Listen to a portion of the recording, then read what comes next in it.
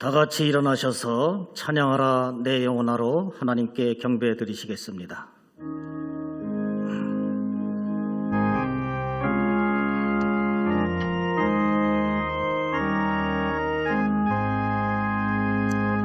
찬양하라 내 영혼아, 찬양하라 내 영혼아,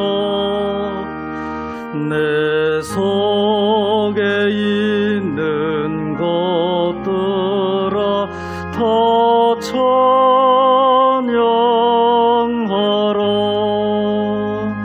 경배하라 내 영혼아, 경배하라 내 영혼아, 내 속에 있는 것들아 다 경배하라.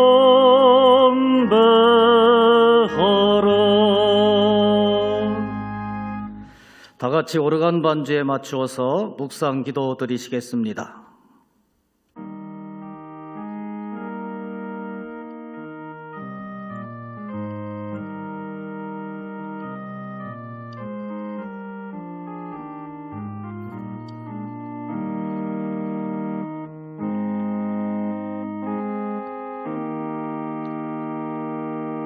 여호와여, 어느 때까지니까 나를 영원히 잊으시나이까? 주의 얼굴을 나에게서 어느 때까지 숨기시겠나이까? 나의 영혼이 번민하고 종일토록 마음에 근심하기를 어느 때까지 하오며 내 원수가 나를 치며 자랑하기를 어느 때까지 하리이까? 여호와 내 하나님이여, 나를 생각하사 응답하시고 나의 눈을 밝히소서. 두렵건대 내가 사망의 잠을 잘까 하오며 두렵건대 나의 원수가 이르기를 내가 그를 이겼다 할까 하오며 내가 흔들릴 때에 나의 대적들이 기뻐할까 하나이다. 나는 오직 주의 사랑을 의지하였사오니 나의 마음은 주의 구원을 기뻐하리이다. 내가 여호와를 찬송하리니 이는 주께서 내게 은덕을 베푸심이로다. 아멘. 다 같이 찬송가 19장 부르시겠습니다.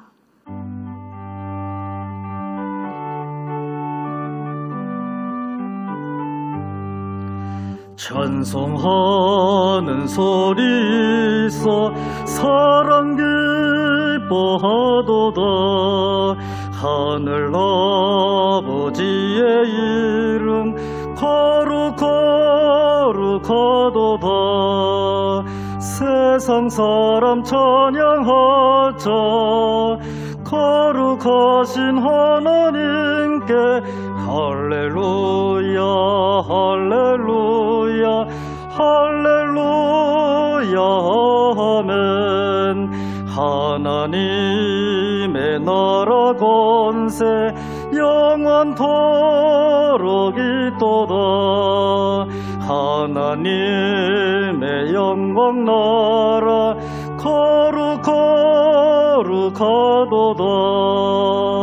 하늘 보좌 계신 주님 세상 주관하시도다. 할렐루야 할렐루야 할렐루야 아멘. 하나님의 크신 섭리 그 뜻대로 되도다. 우리 아버지의 뜻은 거룩하도다. 주여 속히 임하셔서 기쁜 날을 주옵소서. 할렐루야 할렐루야 할렐루야 아멘.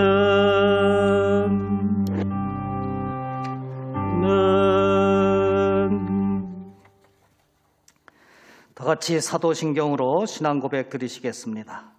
전능하사 천지를 만드신 하나님 아버지를 내가 믿사오며 그 애아들 우리 주 예수 그리스도를 믿사오니 이는 성령으로 잉태하사 동정녀 마리아에게 나시고 본디오 빌라도에게 고난을 받으사 십자가에 못 박혀 죽으시고 장사한 지 사흘 만에 죽은 자 가운데서 다시 살아나시며 하늘에 오르사 전능하신 하나님 우편에 앉아 계시다가 저리로서 산자와 죽은 자를 심판하러 오시리라. 성령을 믿사오며 거룩한 공회와 성도가 서로 교통하는 것과 죄를 사하여 주시는 것과 몸이 다시 사는 것과 영원히 사는 것을 믿사옵나이다. 아멘. 다 같이 자리에 앉으셔서 382장 부르시겠습니다.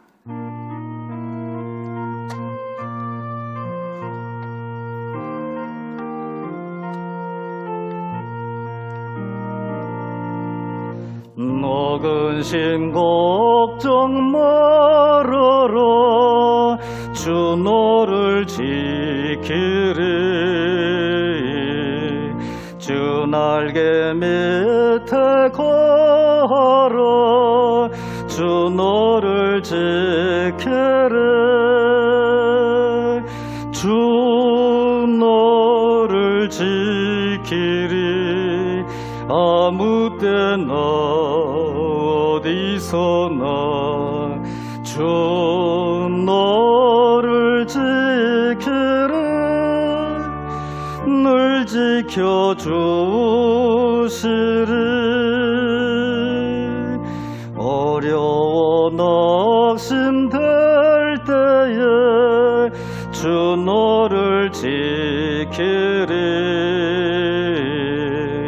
이 험한 일을 당할 때 주 너를 지키리. 주 너를 지키리. 아무 때나 어디서나 주 너를 지키리. 늘 지켜주시리.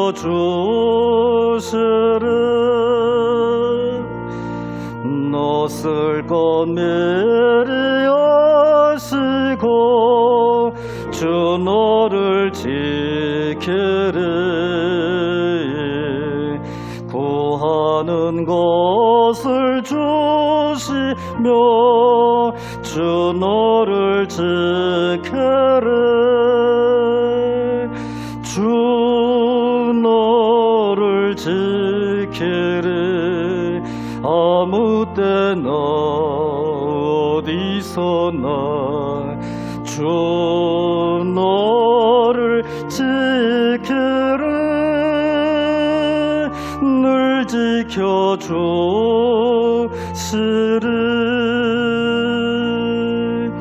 어려운 시험 당해도 주 너를 지키리. 구주의 품에 걸어 주 너를 지키리. 주 너를 지키리. 아무 때나 어디서나 주 너를 지키리. 늘 지켜주시리.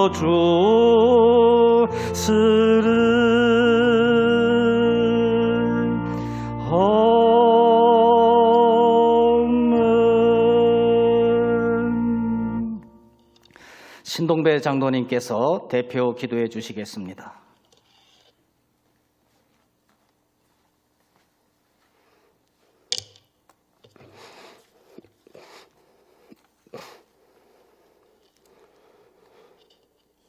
사랑과 은혜가 풍성하신 하나님 아버지, 감사와 찬양과 영광을 돌려드립니다. 오늘도 저희들에게 복된 성의를 주셨사오니 아버지 하나님 주님 앞에 나와 주님 앞에 예배드리올 때 이 예배를 주님께서 받아 주시옵소서. 죄로 인해 영혼이 죽었던 우리들을 살리시고 하나님의 자녀 삼아주시고 인도하신 주님, 말씀과 주의 뜻대로 살아가기를 원하시지만 그러나 세상의 유혹과 불의와 타협하며 살아왔음을 이 시간 고백합니다. 용서하여 주시옵소서. 항상 우리가 주님의 백성으로서 거룩한 성도로서 세상의 삶 속에서 빛과 소금의 사명 감당하는 주의 자녀답게 살게 하옵소서. 아버지는 올해에는 일어나 빛을 발하는 교회 성도가 되기를 원합니다. 아버지는 우리에게 맡겨진 사명 잘 감당하는 충성된 청지기로서 살게 하옵소서. 그동안 기나긴 시간 동안 코로나19로 인해 고통과 불안 속에 살고 있는 온 국민과 백성들, 하루속히 경제가 회복되게 하시고 모든 삶이 회복되며 또한 교회의 모든 현장 예배가 완전히 회복되는 귀한 시간 되게 하여 주시옵소서. 이 상황들이 모든 상황이 주님의 뜻인 줄 알게 하시고 이루신 분도 주님이신 줄 깨닫게 하여 주시옵소서. 아버지 하나님, 우리가 주의 자녀들답게 아버지 하나님 거룩한 성도답게 아버지 하나님 주님의 말씀에 순종하며 주님이 아버지 주신 사명 감당하며 살아갈 수 있는 저희들 되게 하여 주시옵소서. 지난 주간에는 우리의 고유 명절인 아버지 설 은혜 가운데 지내게 하심을 감사드립니다. 많은 성도들이 요구하는 귀갓길 주님께서 복된 길 되게 하여 주시고 아름다운 귀경길 되게 하여 주시옵소서. 아버지 하나님, 계속 진행 중인 신년 축복 대신방을 통하여 가정마다 주시는 축복의 말씀이 이 어려운 시기에 큰 힘이 되고 위로의 말씀이 되게 하시고 한 해를 말씀을 붙들고 살아가는 가정들이 다 되게 하여 주시옵소서. 2월에 사역들이 많이 있습니다. 주일학교, 겨울 성경학교와 학습설의 교육, 또 교사대학, 또 아버지는 결혼 예비학교, 모든 것이 오프라인으로 진행되고 예정입니다. 주님께서 함께하여 주시고 은혜 가운데 이루어지는 사역들이 되게 하여 주시옵소서. 아버지 하나님, 중부교회를 사랑하시고 축복하시는 주님, 하나님을 높이고 세상을 축복하는 공동체로서 아버지는 죽어가는 영혼을 구원하는 구원의 방주로서 사명을 감당하는 교회 되게 하여 주시옵소서. 아버지는 주님이 귀에 쓰시는 김미열 담임 목사님 영육간 강동케 하시고 올 한 해도 성령 충만하는 가운데 모든 사역 감당하실 때 주님께서 항상 동행하여 주시옵소서. 같이 동행하시는 부교육장도 함께하여 주시고 같은 은혜를 내려 주시옵소서. 이 어려운 시기에 해에서 선교하시는 주의 종들에게도 함께하여 주시고 아버지 하나님, 날마다 지경이 넓혀지는 귀한 역사가 있게 하여 주시옵소서. 아버지 하나님, 이 시간 말씀을 대언하실 담임 목사님 주의 능력의 장중에 붙으시고 성령 충만, 말씀 충만, 은혜 충만한 가운데 말씀이 선포되게 하여 주시옵소서. 저희들의 말씀을 듣는 저희들은 귀가 열리게 하시고 마음 문을 활짝 열고 은혜 충만한 시간 되게 하시고 우리에게 갖고 나온 모든 질병들이 치유되고 문제들이 해결받는 귀한 역사가 있게 하여 주시옵소서. 이 시간 아버지 하나님, 첼로 연주로 아버지는 준비한 자매로부터 드려지는 연주가 하나님께 영광이요 우리에게는 큰 은혜가 넘치는 귀한 시간 되게 하여 주시옵소서. 예배에 돕는 모든 주의 종들에게도 함께하여 주시고 시종을 주님께 의지하며 거룩하신 예수님의 이름으로 기도드리옵나이다. 아멘.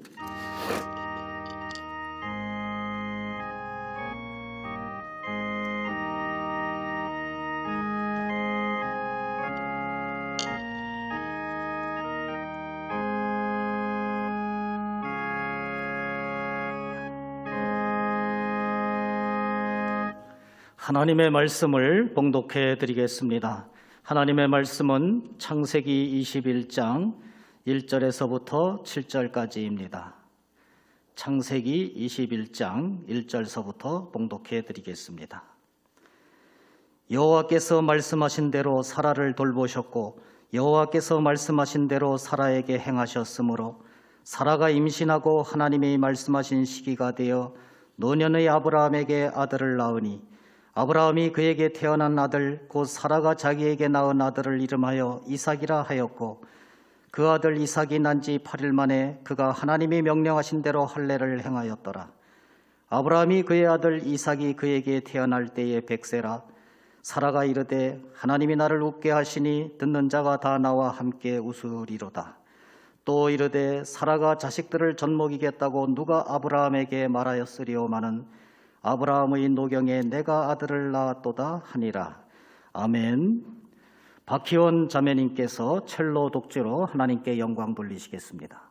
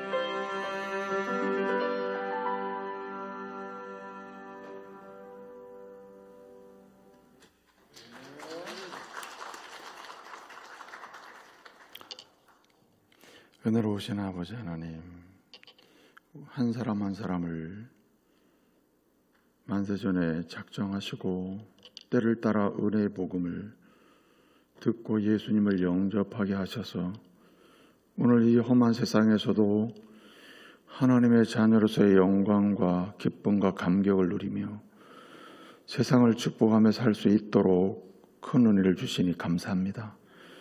오늘 어려운 때에 거룩한 주일을 지키며 이른 아침 주의 전을 찾고 예배 자리를 준비하여 하나님께 영광을 돌려오니 우리 하나님 이 예배를 받아 주옵소서. 신령한 은혜로 함께하여 주시옵소서. 성령께서 친히 임재하셔서 우리의 마음을 부드럽게 해주시고 말씀을 사모하는 영을 주사 은혜 받으며 치유와 회복, 감격의 시간 되게 하여 주옵소서. 우리의 다친 마음 열어주시고 슬픔 바꿔서 기쁨 되게 해주시고 절망을 변화시켜 소망이 되게 하시고 무능력한 자를 변화시켜 능력 있는 자로 세워주시옵소서. 오직 하나님께만 영광 돌리는 복된 시간 되도록 주님께서 함께하여 주옵소서. 주님 영광 받으시옵소서. 예수님의 이름으로 기도합니다. 아멘. 아멘. 할렐루야. 우리 주님의 이름으로 문안을 드립니다. 거룩한 주일을 기억하시고 또 주님의 전을 찾고 또 예배 자리를 준비해서 하나님께 영광을 돌리는 우리 믿음의 가족들 가운데에 주의 은혜가 넘치기를 소원합니다. 우리 좌우 옆 사람 서로 축복하겠습니다. 잘 오셨습니다. 은혜 받으십시오. 이렇게 축복하겠습니다.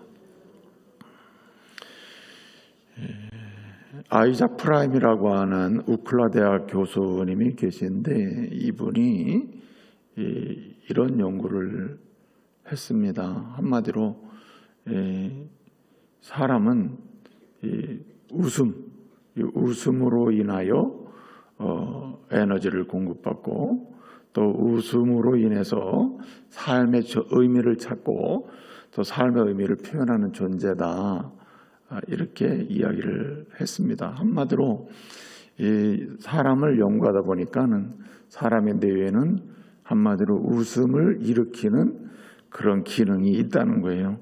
그리고 그 웃음은 많은 도파민이라고 하는 에너지를 이렇게 발산시킴으로써 우리의 모든 전 인격이랄까요? 육체와 어떤 마음 정서까지 치유, 회복하는 능력이 있다. 그래서 웃음이라는 것은 강력한 삶의 본질에 속한다. 이렇게 이야기했습니다. 최근에 연구에 의하면은 웃음이라는 것은 이 삶을 유지하고 삶을 생기 있게 힘 있게 만드는 하나의 하여튼 근본적으로 인간 존재에게 주어진 선물이고 그래서 이 웃음이라는 것은 건강과 밀접하게 관계가 있다. 이 건강과 뗄래야 뗄 수 없는 게 바로 웃음이라는 거예요. 삶의 본질적 영역에 속하는 것이 웃음이기 때문에 이 삶과 건강은 분리할 수 없고 또 심지어는 삶과 우리가 흔히 뭐 어떤 성공의 개념을 또 말할 수 좀 논의가 필요하겠습니다만은 흔히 말하는 사람이 어떤 성취, 성공에 관해서도 거기에는 웃음이 영향을 미친다는 말입니다. 그래서 요즘에 흔히 말하는 이 펀경영이라는 말이 있습니다. 펀경영, 뭐 웃음 경영, 유머 경영, 재미, 즐거움을 중심으로 하는 경영, 뭐 이런 의미인데요. 그 세계적인 대기업을 보게 되면은 다 회사의 분위기 그리고 직원들과의 관계, 경영의 요소에 즐거움, 웃음이 있는 경영을 통해서 생산성이 높아지고 그리고 직원 상호 간의 신뢰도가 높아지고 깊은 관계 속에서 함께 일을 해나가는 문화를 추구하는 경향을 볼 수가 있다 이 말이죠. 그래서 어떻든 이 웃음이라는 것은 최근까지 연구에 의하면 웃음과 건강은 뗄래야 뗄 수 없다. 웃음과 성공 뗄래야 뗄 수 없다는 거예요. 그 다음에 근본적으로는 개인적 차원에서도 삶의 의미를 일으키고 삶의 존재의 가치를 계속해서 표현하면서 의미 있게 삶을 살아가는 데 있어서 이 웃음이라는 것은 아주 본질에 속한다는 말입니다. 여러분, 성경은 웃음을 어떻게 이야기할까요?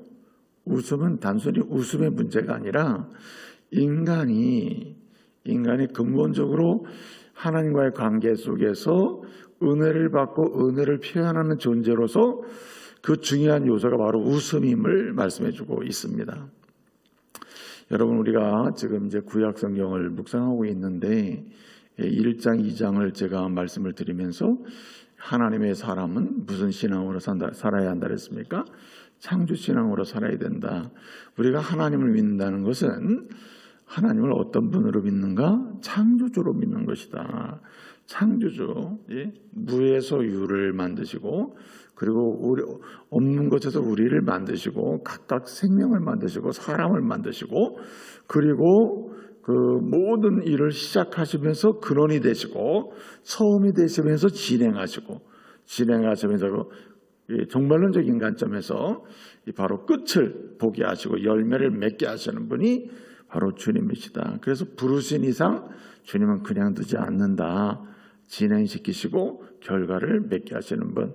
이게 다 만드는 거 아닙니까?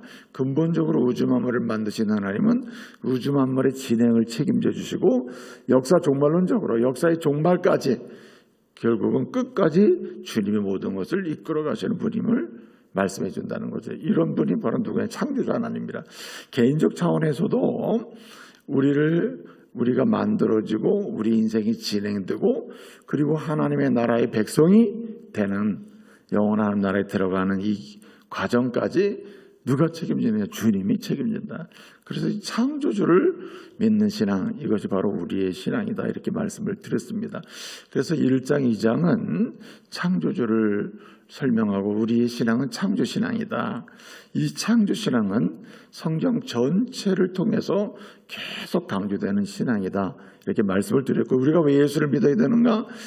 우리가 창조된 사람으로 타락한 이후에 다시 하나님의 사람으로 재창조, 거룩한 백성으로 만드시는 그 역사를 이루시는 분이 예수님이시다. 그래서 예수님은 우리를 새로운 피조물로 만들어 놓는 타락한 자리에서 거룩한 백성으로 그리고 사단의 종로로 타는 자리에서 하나님의 자녀로 만들어 놓으시는 분, 이분이 바로 주님이시란 말이죠. 그래서 우리는 예수 그리스도를 믿고 그분의 이름으로 창조주 하나님을 섬기는 사람, 그들이 바로 그리스도인이라는 말입니다.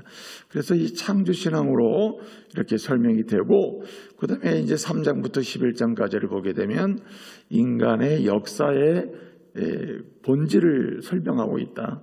세상 속에 존재하는 타락한 인간의 역사의 본질이 뭐냐? 죄의 역사이고 타락의 역사이고 그래서 하나님이 심판을 받는 역사다.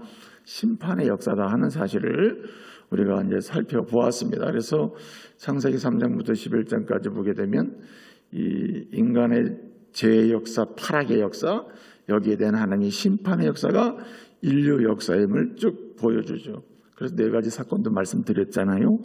예컨대 아담과 하와의 타락 사건, 가인의 동생 아벨의 살인 사건, 그리고 노아 시대에 하나님의 아들들과 사람의 딸들이 범죄하는, 한마디로 죄악이 간영한 시대에 대한 노아 홍수 심판 사건, 그리고 11장에서 우리가 인간의 교만과 하나님을 대적하는 행위로서의 바벨탑, 하나님 하늘에 닿게 하자, 하나님처럼 우리가 높아져 보자 하는 이러한 바벨탑 사건에 대한 하나님의 징계, 심판 사건을 통해서 인간의 모든 역사는 문명화가 되면 될수록, 여러분 오늘 이 시대는 고도의 문명화가 된 시대잖아요. 여러분 선진국이 됐다, 문명화됐다는 뜻이거든요. 그 문명화가 된 사회일수록 어떻습니까? 죄악이 간영하죠. 죄악이 가능한 걸 볼 수 있어요. 오히려 인간다움이 더 상실되는 이런 경우가 많잖아요. 이것이 바로 바벨탑 문화가 보여주는, 오고 오는 세대의 모든 문화를 보게 되면 바벨탑 문화임을 우리가 알 수 있죠. 그래서 인류의 역사는 죄의 역사이고 타락의 역사이고 여기에 대한 하나님의 심판의 역사다. 그래서 하나님은 때를 따라서 인류를 심판을 하시는데 최종적으로는 예수 그리스도의 재림을 통하여 종말론적인 심판을 하신다 하는 말씀을 제가 말씀을 드렸습니다. 그래서 여러분 창세기 3장부터 쭉 보면 희망이 없잖아요. 희망이 없다. 희망이. 그래서 타락한 인류의 역사를 족보로 설명을 했어요. 창세기 5장에 보게 되면 창세기 성경에 제일 처음으로 나오는 족보가 나와요. 창세기 5장의 족보를 보면 아담의 족보가 나오거든요. 아담의 족보가 나오는데 그 아담의 족보의 기록의 특징이 뭐냐면 누가 누구를 낳고 뭐 했더라? 죽었더라로 끝납니다. 죽었더라. 죽는다는 말은 희망 없음이거든요. 그 인류의 역사는 죄의 역사에 타락의 역사를 상한 심판의 역사. 그래서 희망 없는 역사다. 한마디로 슬픔의 역사고 절망의 역사고 희망 없는 역사라는 거예요. 그 인류 사람으로부터 나오는 역사 자체가 죄의 역사의 타락의 역사. 그래서 여기에 대한 하나님 심판의 역사가 있기 때문에 여긴 절망이고 슬픔이고 눈물이고 희망이 없는 역사가 인류의 역사라는 말입니다. 그래서 인류의 족보를 타락한 인류의 족보를 설명하면서 희망 없음이라는 것을 설명합니다. 누가 낳고 아담이 누굴 낳고 죽었다. 아담이 또 사람이 누가 누굴 낳고 죽었다. 죽었다는 말로 다 끝이 나요. 자, 그런데 하나님은 이러한 죄의 역사, 타락의 역사, 심판의 역사에 대해서 그것을 끝내지 아니하시고 주님은 은혜를 베풀었다 그랬죠. 타락한 인류를 향한 구원의 은혜를 베풀었다. 그래서 아담과 하와가 타락했을 때 주님은 전능하신 하나님은 장차 우리를 구원하실 예수님을 예비해 주셨다. 예수님을 보내실 것을 우리에게 약속을 해주십니다. 창세기 3장 15절 여자의 후손이 뱀의 후손의 머리를 상하게 한다. 이 말은 세상의 모든 권세를 가지고 있는 사단 마귀 권세를 파하시고 주의 백성을 구원하실 예수님, 여자의 후손 예수님 보내실 것을 말씀하시죠. 여러분 그 증표 이렇게 근본적으로 타락해 죽을 수밖에 없지만 보호해주고 친히 막아주겠다고 하시는 증표가 무엇이었습니까? 창세기 3장 21절 이하를 보면 가죽옷을 입혀주셨다. 가죽옷은 무엇입니까? 가죽옷은 내 자신을 단순히 보호하는 것이기도 하지만 부끄러움을 가리는 것이기도 하지만 외부로부터 오는 것을 막아준다. 사람이 만든 옷은 겨우 가리는 수준, 나뭇잎 가리는 수준이지만 주님이 만들어진 가죽옷은 막아주는 거다. 막아주고 보호해주는 역할을 한다. 그래서 가죽옷은 궁극적으로 제가 예수 그리스도를 계속해서 입혀가는 것이다 이렇게 말씀을 드렸잖아요. 여러분 4장을 보게 되면 가인이 아벨을 죽입니다. 아벨을 죽였을 때 이건 절망 아니에요? 이제 저주를 받잖아요. 그때 여러분 하나님께서 가인에게 주신 약속이 뭡니까? 창세기 4장 15절 이하를 보면 그를 치는 자는 어떻게 된다 그랬습니까? 너 절대 너를 죽이지 못할 거다. 내가 살인자지만 다른 사람이 너를 살인자로 죽이지 못할 거야. 겁내지 말아라. 내가 너를 지켜주겠다.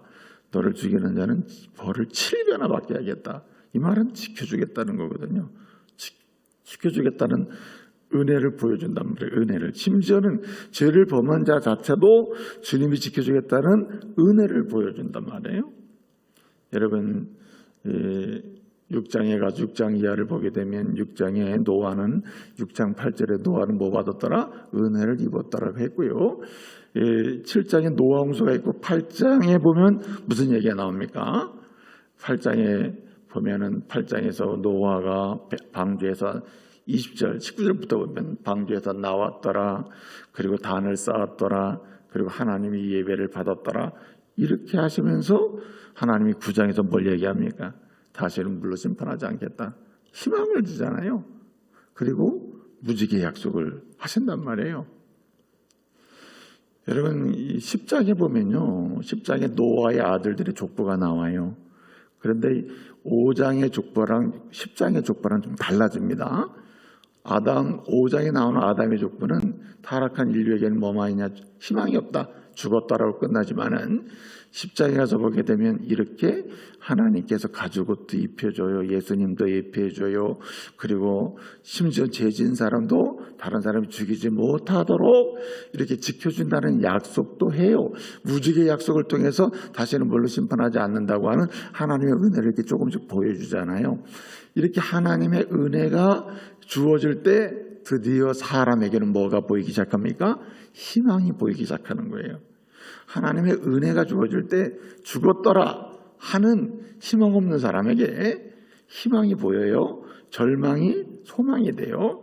그리고 보이지 않던 것이 보이기 시작해요. 그렇기 때문에 10장에서 노아의 아들들의 족보가 나오거든요. 10장에는 그 10장의 족보를 보게 되면 죽었다라는 말이 사라져버려요.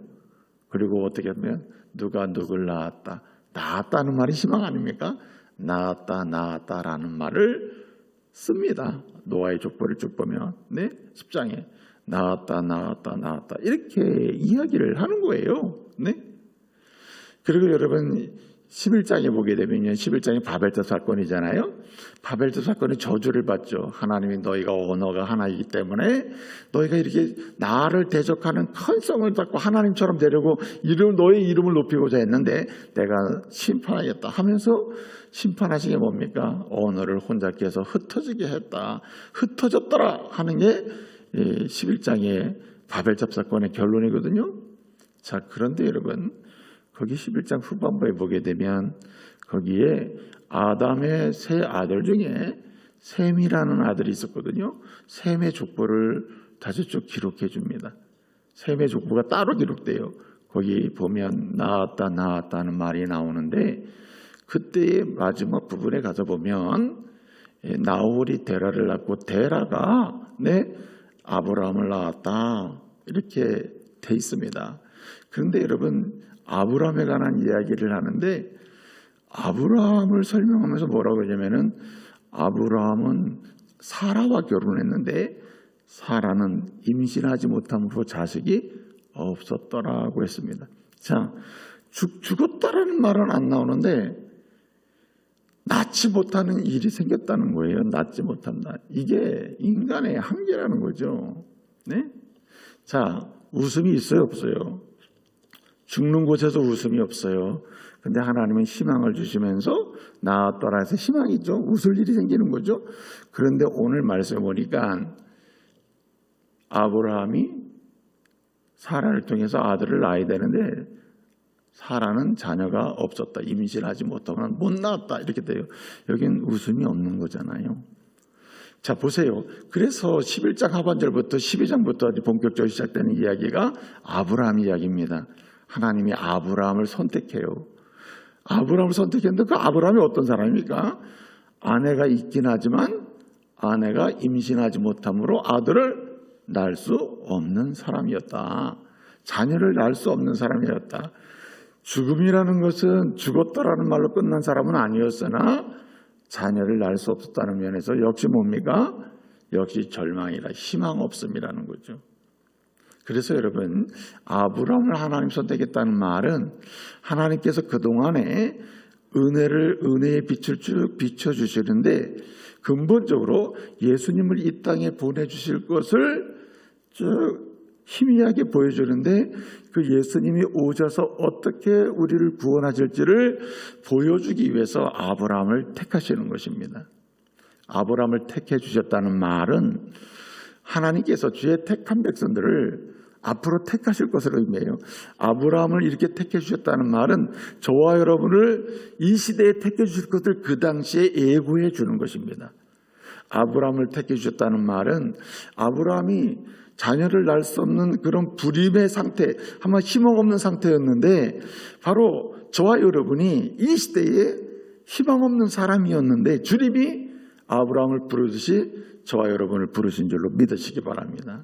그래서 아브라함을 불렀다는 말은 아브라함을 통한 이스라엘을 구원하시고자 하시는 역사를 시작하는 일인데 이것은 뭘 보여주냐면 장차 하나님의 택한 백성, 세계의 백성을, 이 인류를 구원하시고자 하시는 모습을 보여주는 것입니다.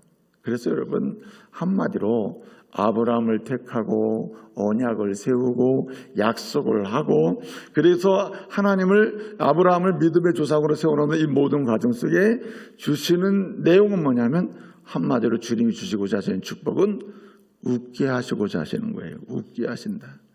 가장 쉬운 표현은 웃게 하신다는 거예요.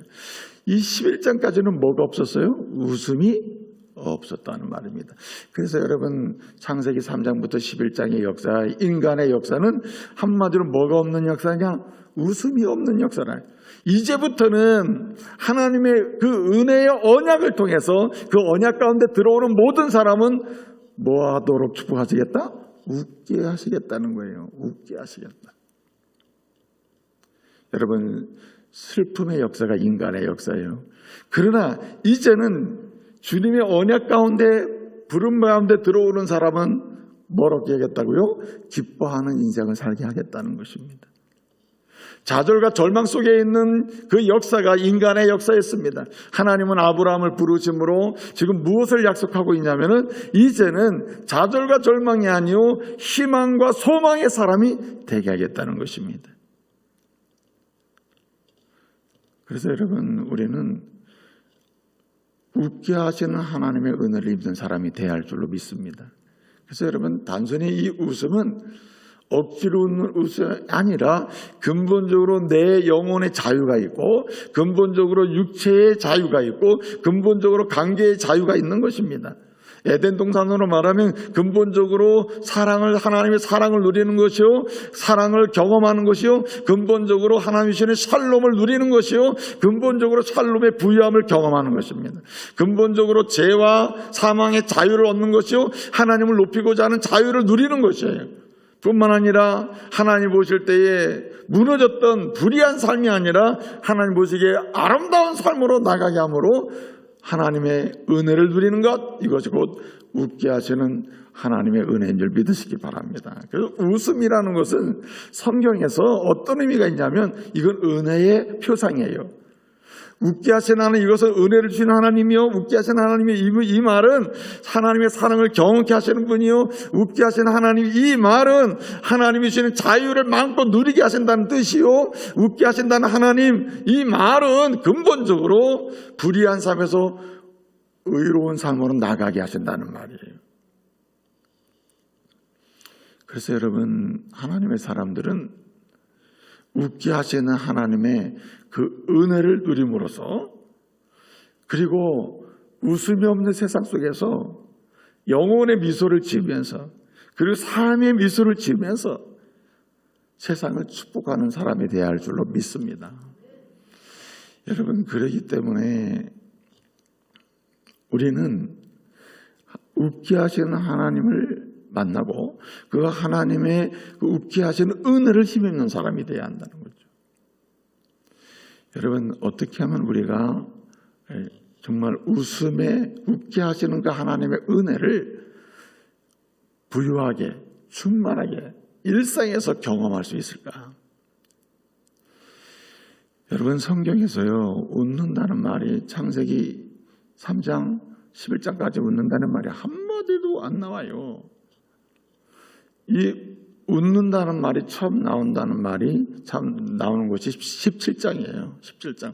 아브라함이 아들을 낳게 했다. 아들을 낳을 것이다. 이 말을 들었을 때 아브라함이 웃었다 그랬죠. 18장에 보게 되면 다시 하나님이 아브라함과 사라에게 나타나는데, 사라가 아브라함에게 하나님이 하시는 말씀을 들으면서 뭐합니까? 또 웃죠. 하나님 말씀을 들으면서 웃는다, 웃어요. 웃게 돼요. 근데 이 웃음은 처음에는 기가 막힌 웃음일 수도 있어요. 야, 이게 어떻게 그런 일이 있을 수 있겠느냐?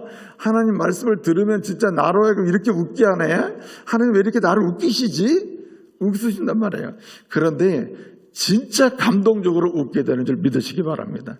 여러분, 처음에 하나님 말씀을 들으면요, 기가 막히게 웃을 수도 있어요. 어떻게 이런 일이 정말 웃긴다. 그래도 웃을 수도 있습니다. 그러나 여러분, 하나님은 결국 웃게 하시는 은혜 하나님을 믿으시기 바랍니다. 결국 웃게 하시는 하나님이, 전능하신 하나님이 우리 하나님이심을 믿으시기 바랍니다. 그래서 여러분, 우리는 오늘 이 시대에 예수 그리스도 안에서 아브라함처럼 부름받은 사람임을 기억하셔야 돼요. 모두가 절망하는 곳에서 우리를 하나님 불러내셔서 우리 자신을 봐도 누구보다 난 사람이 아닙니다. 우리 자신을 봐도 우리 자신에게는 절망적 상황, 그리고 희망 없음, 눈물, 무너짐, 이 상태라는 거예요. 그런데 여러분, 주님이 우리를 부르셔서 어떻게 했습니까? 그리스도 안에서 부르사 우리로 하여금 웃게 하시는 은혜를 주시기를 기뻐하시는 줄 믿으시기 바랍니다. 주님은 우리를 웃게 하시기를 원하신다. 은혜의 사람 되게 해서 감동적으로 살기를 원하시고, 그리고 하나님의 사랑을 경험케 하셔서 사랑하는 사람으로, 웃음에 사랑하는 사람으로 만드시고, 하나님의 자유케 하시는 자유의 은혜를 경험케 하심으로 하나님을 기쁘시게 하는 선택의 그 웃음의 선택을 할 수 있는 자유를 누리기를 원하신다. 그래서 우리는 어떻게 하면 웃게 하시는 하나님을 만나고 웃게 하시는 하나님의 그 웃음의 은혜를 누리며 살 수 있는지, 이 말씀을 통해서 배울 필요가 있어요. 오늘 본문 말씀을 보게 되면은 아브라함과 하라가 결국 이삭을 낳잖아요. 이삭이 이제 웃음이라는 뜻 아닙니까?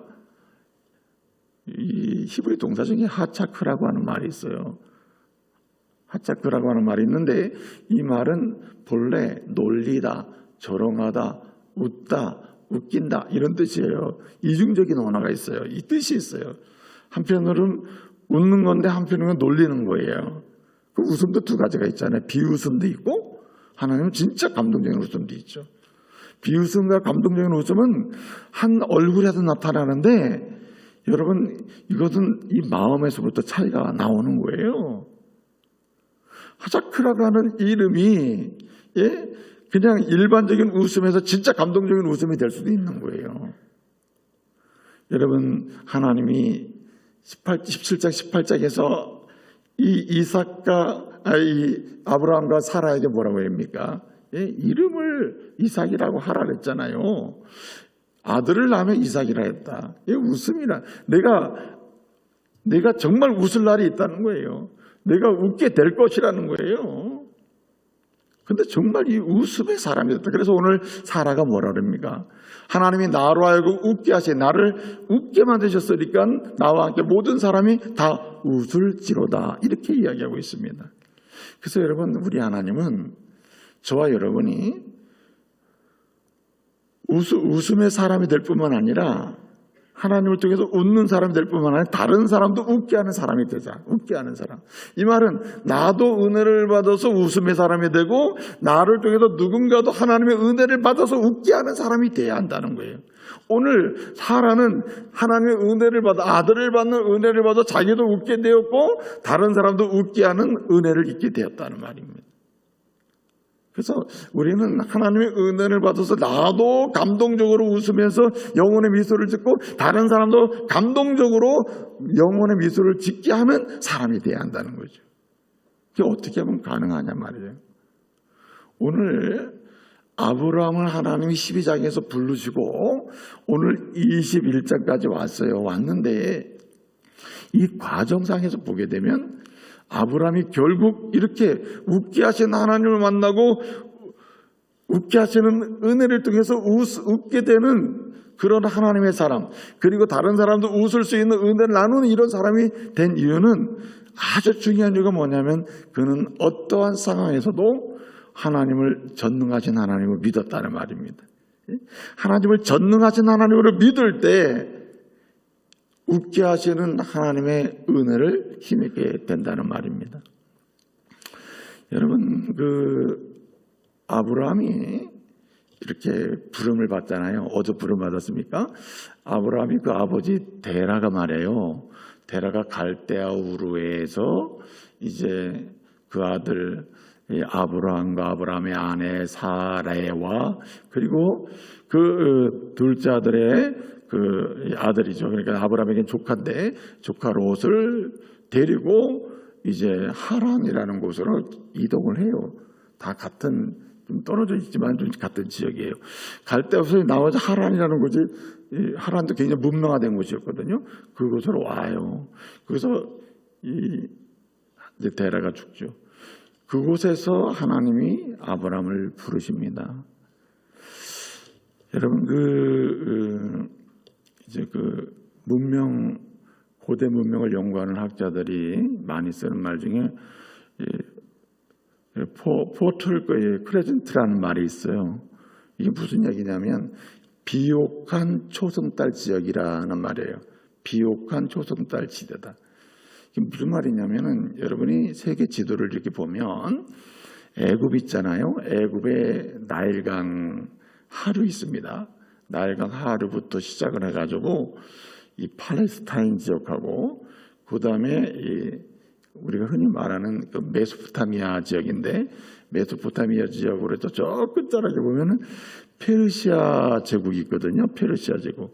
그래서 이 애굽에서부터 쭉 시작해가지고 이렇게 초승달처럼요. 쭉 해가지고 이쪽 끝에 가면은 바벨론이라고 하는 페르시아 제국이 이렇게 닿아서 초승달 모양으로 이렇게 잡히거든요. 이 초승달을 이제 크레젠트라고 그러는데 이 초승달 비옥한 초승달 지대라고 그래요. 이 고대 문명의 초승달 지대라. 이 고대 세계의 모든 문명이 여기서부터 시작이 됩니다.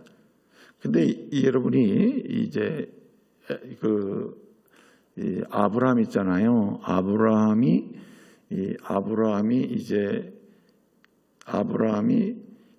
나이가 100세 되던 때, 100세 되던 때가 BC 한 2060년 정도 됩니다.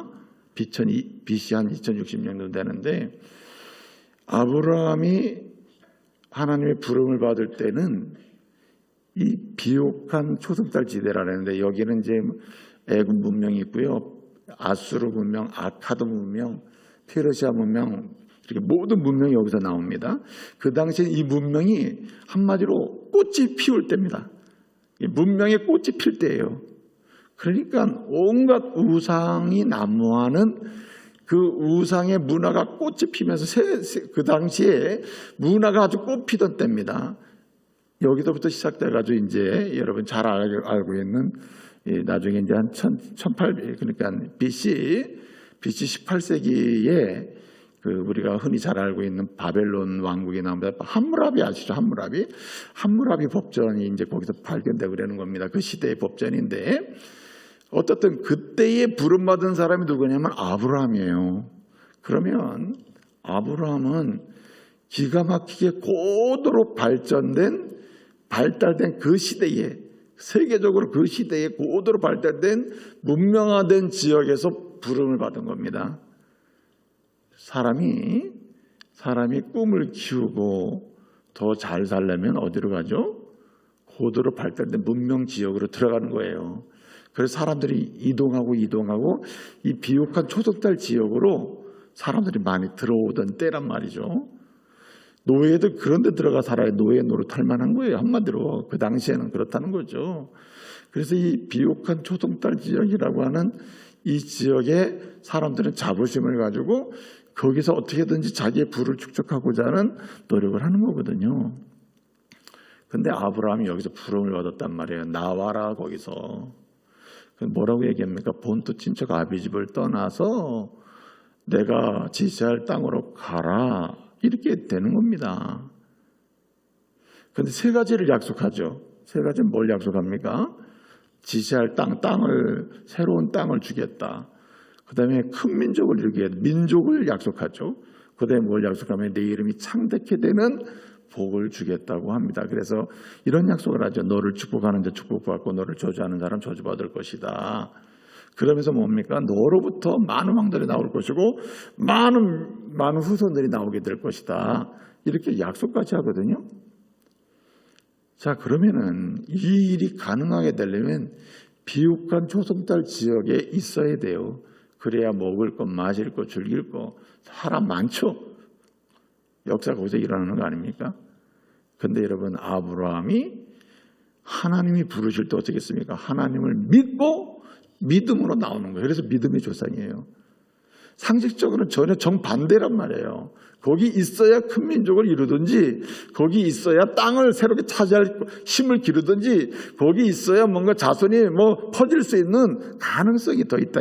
객관적으로 보게 되면. 근데 여러분 잘 알다시피 보세요. 하나님이 아브라함을 불렀어요. 불러냈죠. 그 비옥한 초승달 지역에서 불러내요. 본래 하란은 그 비옥한 초승달 지역의 중심 지역입니다. 갈대아우로 비옥한 초승달 지역이 아주 핵심되는 코어에 해당되는 부분이거든요. 근데 거기서 나온다는 말은 믿을 때가 있어야 나오는 거예요. 여기보다 더 좋게 한다는 믿음이 있어야 나오는데 무엇 때문에 나오느냐? 전능하신 하나님을 믿었기 때문에 나오는 거예요. 자, 그런데 중요한 게 뭐냐면은 그래서 이 믿음을 가지고 나오면은 말이죠. 길이 좀 열려야 되는 거 아닙니까? 그렇잖아요? 나왔어요. 나와서 가나안 땅으로 왔네요. 와보니까 가나안 땅이 별 볼 일 없는 거예요. 특별한 게 없어요. 그래서 12장에 보면 이제 자꾸만 이동한단 말이에요. 이동한다는 말은 잘 들어보세요. 12장을 보게 되면 12장 마지막 절을 보게 되면 남방으로 이동하였더라 이 말이 이제 마지막인데 계속 옮기고 계속 이동한다는 말이거든요. 이 말은 이렇게 봐도 저렇게 봐도 그런 하란 같은 비옥한 초승달 지역 같은 그런 게 보이질 않는 거예요. 어떻든 자꾸만 이동하고 이렇게 되는 거예요. 그런데 여러분 그런 가운데 일어난 일이 뭡니까? 잘 알다시피 여러분 기근이 들어가지고 어디 가요? 애굽으로까지 내려가 버리네요. 애굽으로. 기근이 들어서 애굽 가요. 그 누이라고 속에서 큰일 날 뻔했죠. 생고생을 하는 거예요. 13장에 보게 되면 누구랑 헤어집니까? 자기 데려온 조카의 목자들하고 아브라함의 목자들이 양을 치다 싸워요. 서로 싸웁니다. 그래서 서로 헤어지기로 하잖아요. 아니 같이 어렵게 나와도 헤어지는 그런 형제간의 그런 아픔도 있다 이 말이죠. 네? 그리고 14장에 보게 되면 말이죠. 거기에 또 롯이 말이 소돔과 고모라 성에 사는데 소돔과 고모라 성이 거기에 이 신할 왕이 연합군을 해가지고 쳐들어오는 바람에 다 포로로 잡혀가요. 그 얼마나 그 전쟁이라 또 그러니까 아브라함이 막 훈련된 병사를 데려가서 전쟁을 하는 거예요. 이건 무슨 선한 역사가 평안한 역사가 있기보다는 계속 전쟁에 막 이기의 아내를 뺏길 만한 이게 막 이런 일이 막 생겨버리네요. 이게 얼마나 기가 막힙니까? 근데 여러분 이렇게 기막힌 상황이 벌어질 때 마음이 어떻겠어요? 다시 어디로? 다시 고향으로 가야 되겠다. 이거. 아니 이거 믿고 나왔는데 이게 삶이 너무 힘들어요. 그럼 다시 돌아가고 싶은 마음이 들잖아요. 자, 기근이 들었어요. 기근 하나만 생각해 봐요. 여러분 같으면 이제 살고자 해서 믿음 가지고 나왔는데 나와보니까 기근이 들어가지고 가나안 땅에 먹을 게 없네. 그러면 어디로 가야 보통 어디로 갑니까? 가기만 하면 먹을 것만은 하란 땅으로 들어가면 되는 거예요. 그런데 여러분 아브라함은 하란에서 나오라고 했기 때문에 그리로 안 가요. 물론 애굽에 간 것도 잘한 건 아니지만은 하란으로 안 가고 애굽에 간 그나마 좀 나은 거예요. 다시 그 자리로 돌아가지 않았어요. 왜 그래요? 믿음이 있었기 때문에 믿음이. 여러분 조카 롯과 헤어지고 전쟁도 있어요. 조카 롯을 구하기 위한 전쟁도 있어요. 그거 얼마나 힘듭니까? 그런데 여러분 그럼에도 불구하고 하란으로 돌아가질 않아요. 여러 가지 실수도 있고 연약함도 있음에도 불구하고 그에게 뭐가 있어요? 전능하신 하나님이 부르신 이상 그 하나님이 일하신다는 믿음이 있었기 때문에 그래요. 할렐루야. 오늘날 여러분 믿음 생활하다가 조금 문제가 있으면 다시 세상으로 돌아가는 사람이 있어요. 가보니까 별 볼 일 없더라. 이런 사람이 있죠. 여러분 누가 결국 은혜를 받고 웃게 되느냐? 끝까지 하나님을 신뢰하는 사람임을 믿으시기 바랍니다. 여러분 그래서 15장에 보게 되면 하나님께서 15장에서 또 이제 아들을 약속하거든요. 내가 너를 통해서 아들을 낳게 할 거야. 걱정하지 말아라. 그랬더니 뭐라 합니까? 아니 하나님 그러지 마시고 내 상속자는 엘리에셀입니다. 내 몸종 엘리에셀이 있으니까 나 자식도 없는데 지금 다시 날 상황도 아니지 않습니까? 하나님 뭐라 그러십니까? 아니야. 아들을 통해서 내가 낳게 하겠어. 아들을 통해서 네 몸을 통해서 아들을 낳게 할 거야. 이렇게 얘기하잖아요. 여러분, 아브라함이 어떻게 합니까? 아브라함이 16장을 보게 되면요, 이 말을 내 몸을 통해서 아들을 낳는다 그러니까 내 몸을 통해서 아들을 낳는다. 내가 진짜 아들을 낳는구나. 그러니까 살아난 공부를 해가지고 공모를 해서 누구를 했습니까? 하갈이라는 여자를 통해서 이스마엘을 낳았잖아요. 여러분, 얼마나 그 이스마엘 때문에 집안이 풍비박산이 됩니까? 네? 그런 잘 되는 일이 없는 거예요. 한마디로 땅도 안 보여, 후손도 잘 안 보여요. 약속받고 온 게 땅, 민족, 그 이름이 창대하게 되리라, 이런 약속이 있었는데 눈에 보이질 않는 거예요. 어디로 가고 싶어요? 다시 하나님으로 가고 싶다니까, 그럴 때는요. 그러나 어떠한 상황에서도 아브라함은 다시 돌아가지 아니었다는 거예요. 이게 무엇을 증거하냐면 믿음을 증거하는 것입니다. 여러분, 어떠한 상황에서도 다시 세상으로, 다시 죄악으로, 다시 내가 옛날에 얘기했던 과거의 습관으로 돌아가지 않는 믿음을 지키는 성도 되시기 바랍니다. 반드시 웃게 하실 날이 있음을 믿으시기 바랍니다. 반드시 웃게 해주신다. 여러분, 17장에 보면 17장에 하나님이 나타나져요. 전능하신 하나님이라. 그러면서 뭐라 그럽니까? 아들 낳을 것이다. 내년 이맘때 아들 낳을 걱정하지 마. 예? 18장에 또 얘기하시잖아요. 이삭이라고 해라. 아, 내 나이 99세인데 예? 이제 100세인데 어떻게 내년 이맘때 반드시 낳을 것이다. 여러분, 이 17장 6절에 아주 놀라운 고백이 하나 나와요. 여러분은 아브라함을 의심도 많고 걱정도 많은 사람처럼 보여도 아브라함이 하나 잘한 게 있다니까요. 그러나 저러나 실수도 많고 넘어지기도 하고 쓰러지기도 하지만은 그는 다른 것은 몰라도 결정적인 순간마다 17장 6절 한번 다 같이 볼까요? 15장 6절을 보겠습니다. 15장 6절 먼저 한번 볼게요. 15장 6절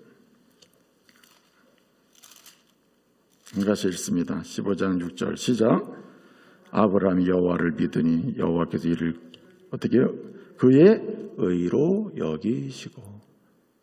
결정적인 순간에 그는 뭐 한다고? 하나님을 믿으니, 여호와를 믿으니. 딴 사람 안 믿어, 사람 안 믿어, 환경 안 믿어요. 아무리 내가 흔들리고 넘어지고 실수도 많고 연약함도 많지만 나는 적어도 결정적인 순간마다 누구를 믿어요? 하나님 믿는 것입니다. 여러분, 그게 믿음이에요. 도덕적 윤리적으로 완벽한 사람이 그게 믿음이 아니고 그럴 수가 없어요. 우리는 도덕적 윤리적으로 완벽할 수가 없어요. 완벽한 사람을 믿음이라고 보면 그 사람은 큰일 날 사람이에요. 도덕적 윤리적으로 완벽한 사람 아무도 없어요.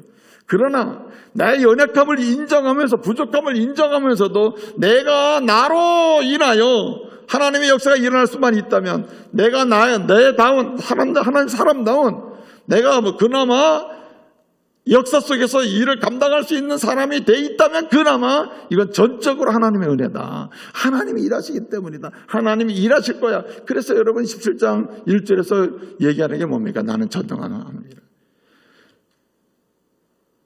아브라함이 믿은 하나님은 전능한 하나님이에요. 그렇기 때문에 그에게 여러분 오늘 본문을 보게 되면 본문의 2절부터 2절하고요 7절에서 나오는 단어 중에 하나가 뭐냐, 공통적인 단어가 노년이라는 단어예요. 노년이라는 단어는 100세를 가리키는 거 아니에요?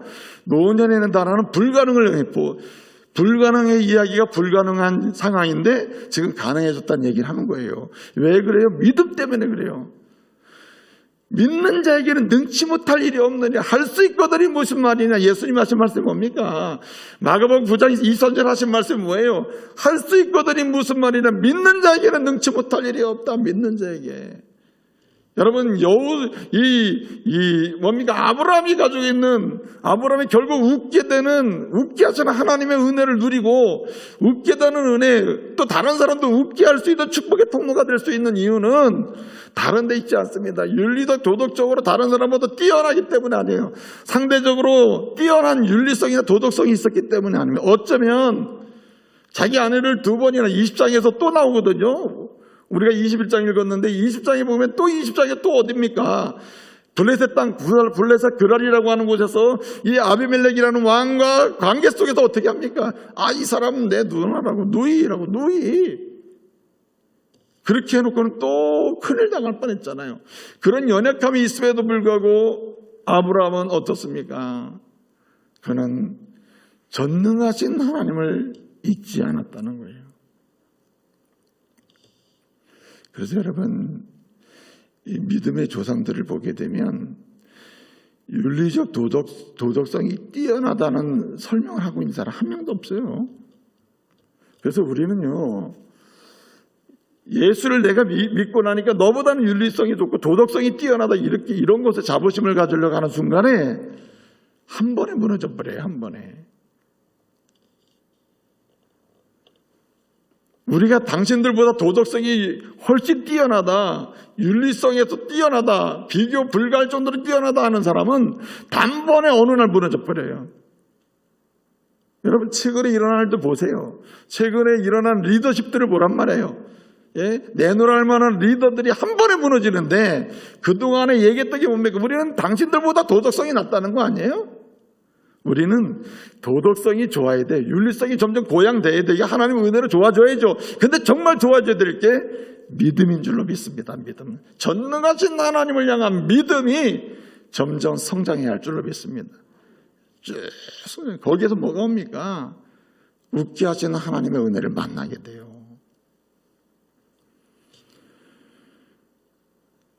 한 가지 꼭 드리고 싶은 말씀이 있습니다. 오늘 아브라함이나 사라가 이렇게 웃게 하시는 하나님을 만나고 결국 웃게 하시는 그 은혜를 누리고 다른 사람도 웃게 하는 축복의 통로가 될 수 있었던 이유는 순종을 절대적으로 했기 때문이에요. 여러분, 오늘 21장을 보면 22장에 이삭을 바치라고 하는 이야기가 나와요. 아니, 이렇게 언약의 자손으로, 그리고 그 이삭을 통해서 하늘의 별처럼 땅의 모래처럼 큰 민족을 이루겠다고 하시면서 이삭을 주신 하나님이 이삭을 바치라고 하네요. 이게 얼마나 위기입니까, 위기. 여러분, 하나님의 사람은 위기를 돌파하고 위기를 깨뜨리고 위기를 승화시켜서 승리로 만들 수 있는 길이 있는 게 뭐냐면 바로 순종이라는 거예요. 말씀에 대한 순종이 위기를 기회로 만들고 위기를 새로움으로 나가게 하는 길로 만듦을 믿으시기 바랍니다. 그래서 여러분, 아브라함을 보게 되면은 22장에 그 모리아산에서 아들을 드리라는 게 이걸 위기 아닙니까? 이 키에르케고라고 하는 철학자는 두려움과 떨림이라는 책에서 이 아브라함의 이야기를 써요. 아브라함이 그 아들을 너무너무 사랑하니까 그때에 하나님, 도저히 내가 알 수 없습니다. 차라리 내가 죽겠습니다 하고 자기를 스스로 찔러 죽일 수 있었을 거다.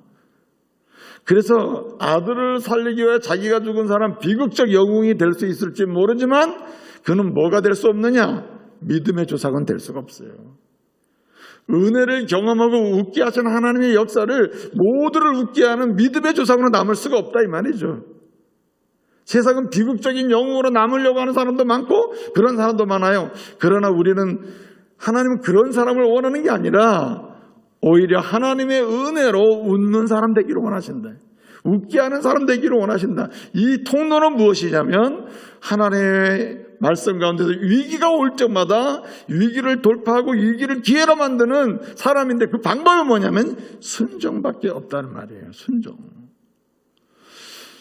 여러분, 오늘 21장이에요. 21장까지 와 있는데 하나님께서요 15장에서 이제 약속하셨거든요. 12장에서 약속해서 불러냈잖아요. 이 약속을 언약으로 바꾸거든요. 그리고 이 언약을 아브라함과 세운 다음에 이제 지금부터 나는 너의 하나님이 된다. 너는 내 백성이야. 언약의 백성의 표시로서 뭘 행하라고 합니까? 할례를 행하라고 그래요. 할례를 행하라. 너 언약의 백성이니까. 이제 내 백성의 표시는 모든 이스라엘 사람들은 할례를 행하는 것이다. 이렇게 아브라함에게 얘기한단 말이에요. 아브라함이 어떻게 했습니까? 아브라함이 자기와 자기의 집안에 있는 모든이라는 말이 강조됩니다. 모든 사람이 다 할례를 받았더라. 오늘 이삭이 났어요. 이삭이 태어났습니다. 이삭이 태어나자마자 어떻게 됐습니까? 아브라함이 뭘 시행했더라? 오늘 말씀 보게 되면 할례를 행했다라고 되어 있어요. 이게 무엇을 강조하는 거냐면 할례는 쉬우니까가 아니라 이거 본문의 강조점은 뭐냐면 아브라함이 순종을 통하여 하나님 웃게 하신 은혜를 잊게 됐음을 지금 강조해 주는 것입니다.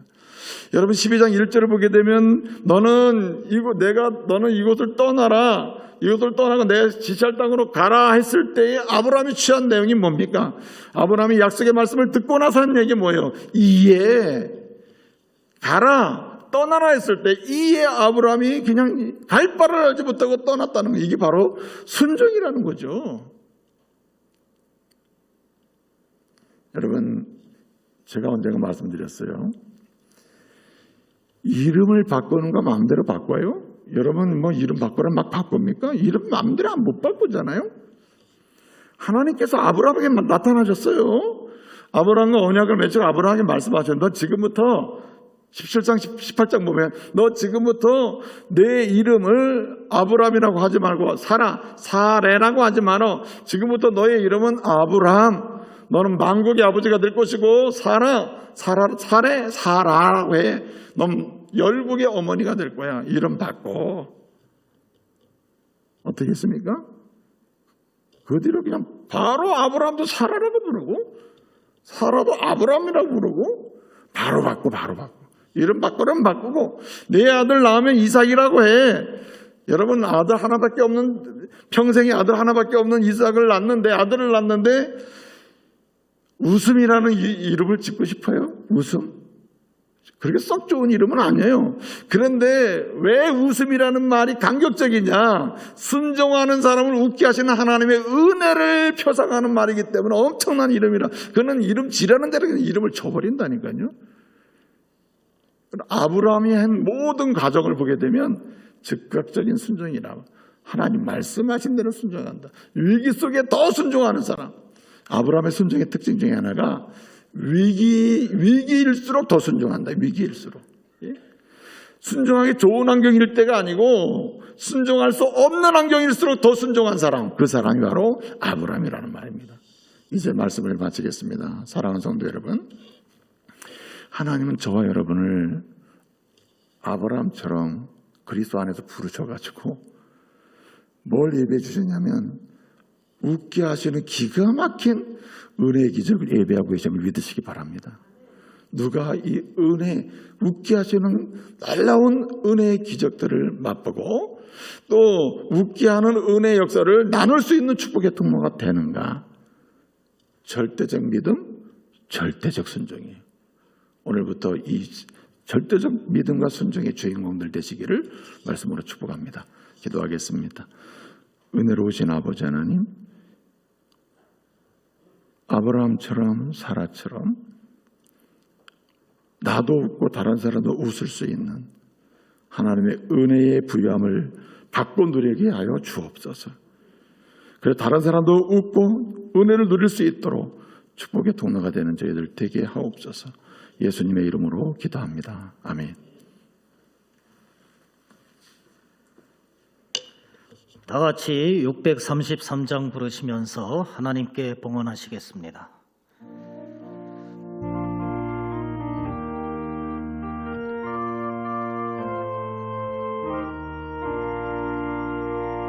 나의 하나님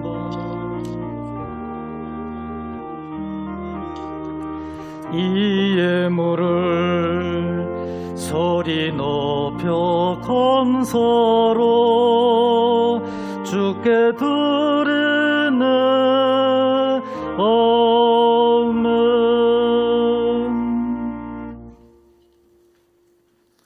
귀한 예물 드립니다. 이 예물이 쓰여지는 곳곳마다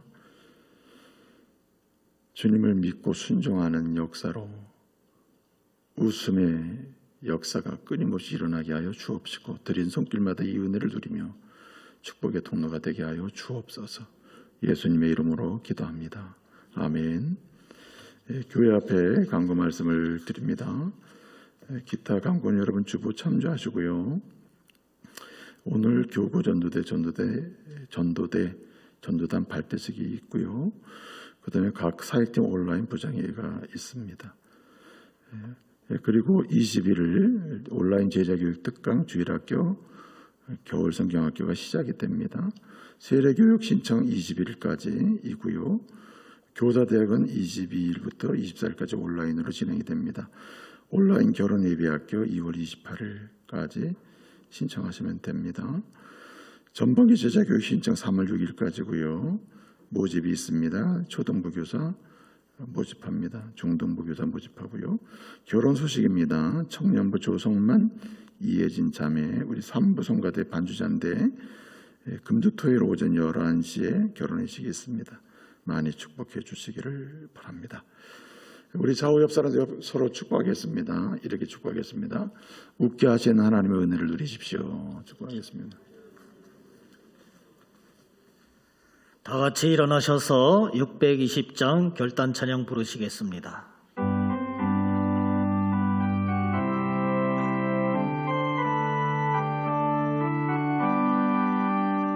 여기에 모인 우리 주의 은총 받은 자여라. 주께서 이 자리에 함께 계심을 아노라. 언제나 주님만을 찬양하며 따라가리니 시험을 당할 때도 함께 계심을 믿노라. 예매던 더욱 곳에라 주가 지켜주신다. 어두운 밤에도 주의 밝은 빛은 노하여 주신다. 예매던 더욱 곳에라 주가 지켜주신다. 어두운 밤에도 주의 밝은 빛은 노하여 주신다.